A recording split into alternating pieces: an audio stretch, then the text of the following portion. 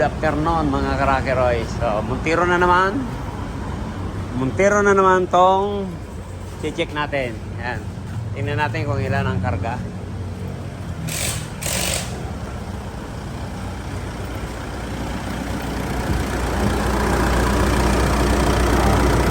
Buti, hindi naman high pressure. 43.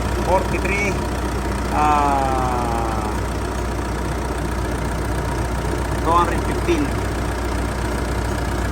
Check natin ang lamig kung ilan. Wala po ang lamig. Ayan. Parang hilaw na hilaw. Oh. Pero napakalamig po ng tubo. Kaya lang hilaw na hilaw. Ayan, naka number 3 nga pala. Pero napakahina ng hangin. Malamang nga, marumi na to. Ayan, ito na po yung blower. Bababa natin para malinis yung evaporator ng Montero.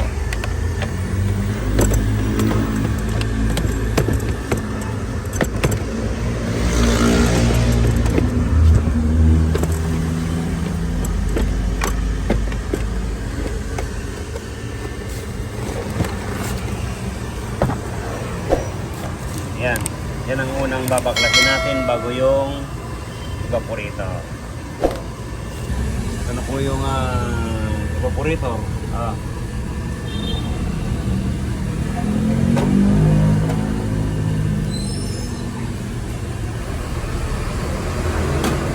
Ayan, linisin po natin to.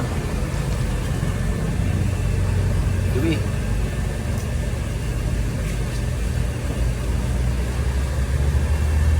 Pati yung sa likod. Ayan, bababa natin. Mga agiw-agiw pa. May sapot.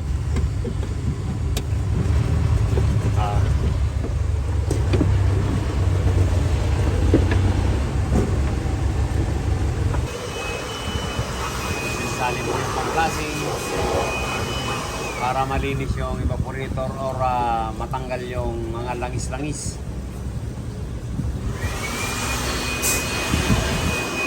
Lata, isang kubi.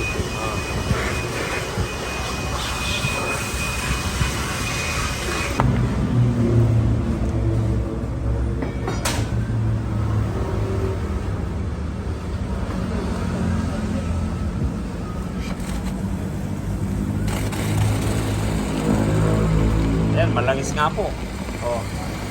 Parang cobra.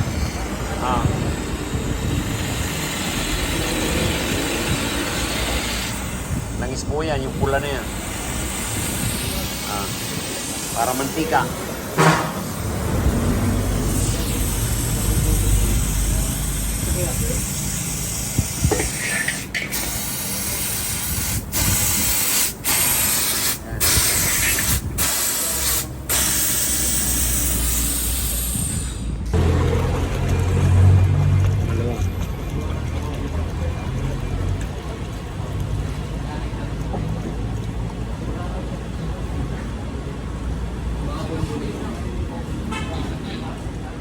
Meron po tayo niya, madali lang mag-flashing para hindi tayo nag-unti-unti na ayan. At aero pintura ngayon, running board. Ayan, wait lang. May latero pintura, ayan, wait lang. Tapusin lang natin to.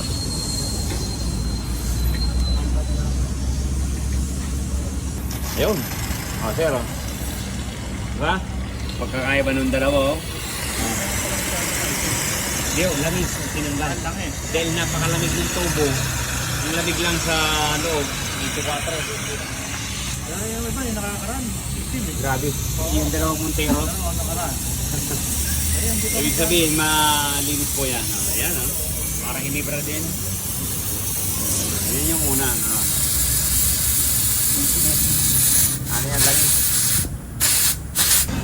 Ito po yung evaporator sa likod.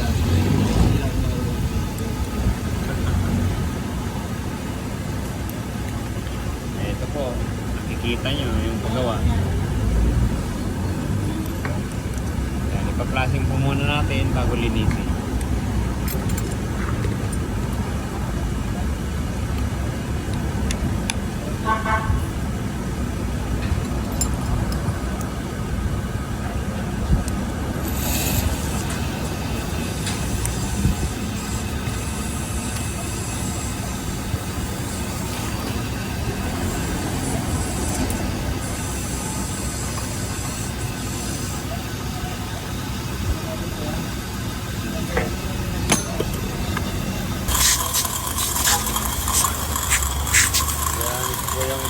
compressor sa likod ng Montero Gen 2.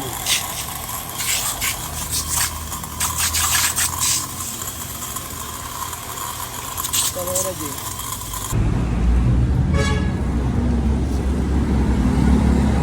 Yung o-ring, lalagyan po natin ng langis para pag naglagay tayo ng expansion valve, hindi yan may ipit.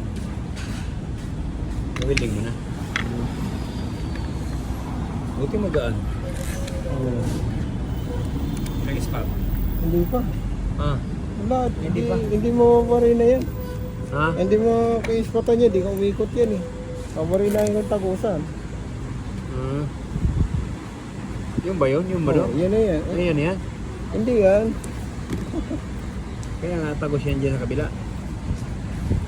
Yan, naputol pa oh, mga karakeros ah. Tornilyo sa sakin. Pero yun na yun. Ayan yan. Tagos. Sige, sige.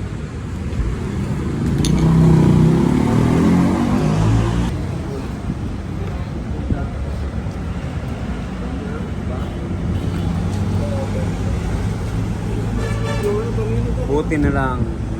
Yan po. Oh.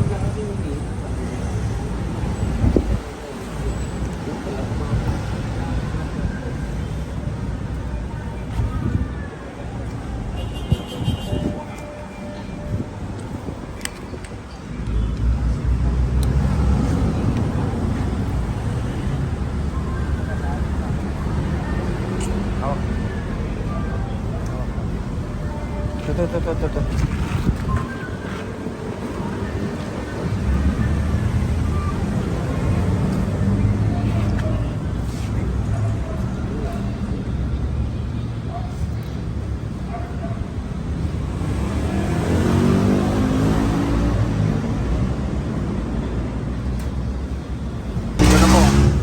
Ito na po mga karakerais ah.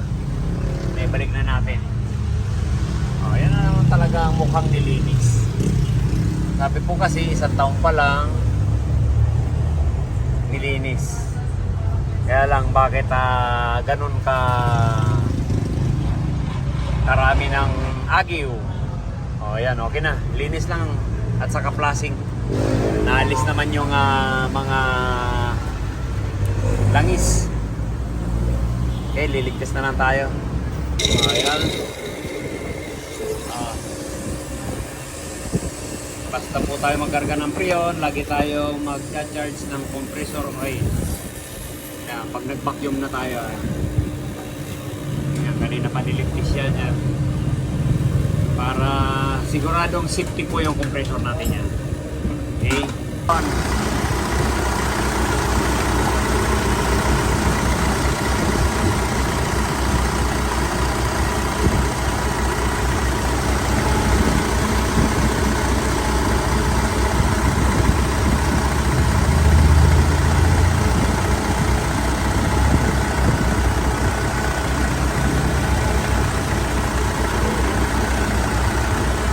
Ibang klase ito ah. Oh. Ha?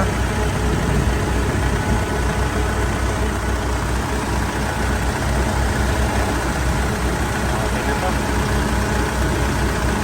Get 8. 180. Titin po natin ang condenser. Hindi na po natin tinanggal.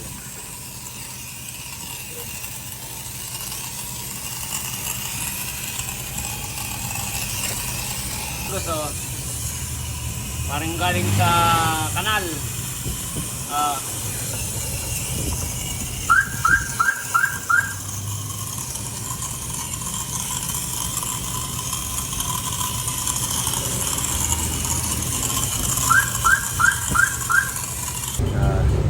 Yan po ang umagos. Nagaling sa radiator at condenser.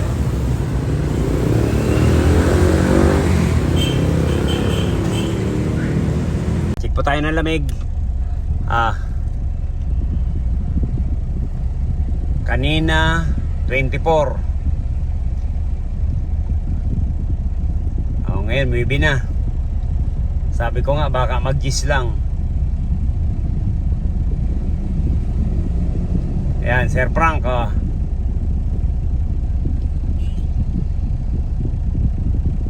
halos sa yan, kulang-kulang 20 ang binaba. Kaprang, Oo. sabi ko nga po kanina 24 yan. Ngayon nag-minus na. Automatic minus 1. Okay, automatic plus kanina eh. Ayos. Sabi ko nga po yung tsamba. Yun, na-tsamba namin yung Fortuner mo. Baka ka Diba? sakay na si Bossing dito na ano, di ko ginagamit pagka si Bossing sakay ko. Gagalit sa akin. Ganon. Tanay kang motor mo, ayaw mong walang lamig. Yung minsan hindi agad. Linis po, linis lang pala ang kailangan. Yan, okay. Kaya gawa nga nung malangis siya, kaya mahina po ang lamig. Yan, laking bagay po yung ano. Bumalik sa dati, parang bago. Ayun, Thank you, marami po salamat. Marami akong ano dito ko lang palang malusulba. Wala na akong dadalan kung sakasakali magka-problema ang ano ko dito na. Po, salamat po. Sa tiwala sa Rocky Roy. Yan, Tagal ko okay. nag-face. Ganun ba? Tagal mo ba nag-face? Oo. Isipin mo nga yung ano nila. Napalitan na, dami ko nagastos, napalitan na doon eh. Wala pa rin ako nakitang ganun lamig. Ganun ba? Ito, Timot, 1 lang.